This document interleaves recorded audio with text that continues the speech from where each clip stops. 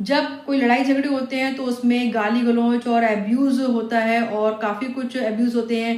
पर क्या अगर वो एब्यूज़ या वो लड़ाई झगड़े किसी ऐसी कम्युनिटी के साथ हो रहे हैं जो कि एससी या एसटी से बिलोंग करती हैं, तो क्या वहाँ पर एससी एसटी एक्ट के अंतर्गत धाराएं लगाई जाएंगी? क्या वहाँ पर ऑफेंस बनेगा इस एक्ट के अंतर्गत? तो ऐसा बिल्कुल भी नहीं है। सुप्रीम कोर्ट ने 12 जनवरी 2026 को एक ऐसे ही केस में क्या डिसीजन दिया है, Keshav Mahato versus state of Bihar के मामले में, जिसमें सुप्रीम कोर्ट ने क्या कहा है, एक केस जो कि बिहार के भागलपुर जिले में घटना होती है और उस घटना की एफआईआर रजिस्टर होती है।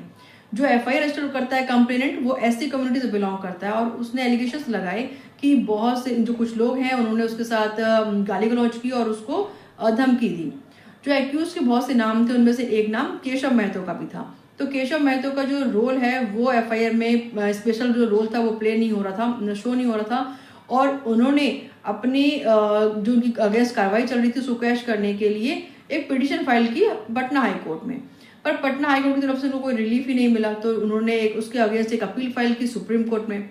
सुप्रीम कोर्ट ने कहा कि हर एक गाली एससी एसटी एक्ट के अंतर्गत क्राइम नहीं मानी सकती है, उसको लागू नहीं कर सकता उस हर एक गाली को, जब तक कि वो ये नहीं प्रूव करती है कि वो किसी जाति के लिए, किसी विशेष जाति के लिए उसको अपमानित करने के लिए, उसको इंसल्ट करने के लिए दी जा रही है, कि इंटेंशनली किसी जाति को इंसल्ट करने के लिए दी जा रही है, तब तक वहां पर एससी एसटी एक्ट की जो धाराएं हैं वो लागू नहीं होंगी।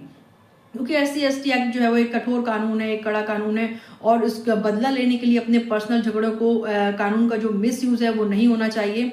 और यहाँ पर जो केशव महतो है उनको रिलीफ मिला और उनके अगेंस्ट जो चलने वाली जो कार्रवाई थी उसको कैश कर दिया गया। और सुपर ऐसी अपडेट के लिए चैनल को सब्सक्राइब कीजिए, लाइक फॉलो शेयर कीजिए। Be aware and safe. Thank you.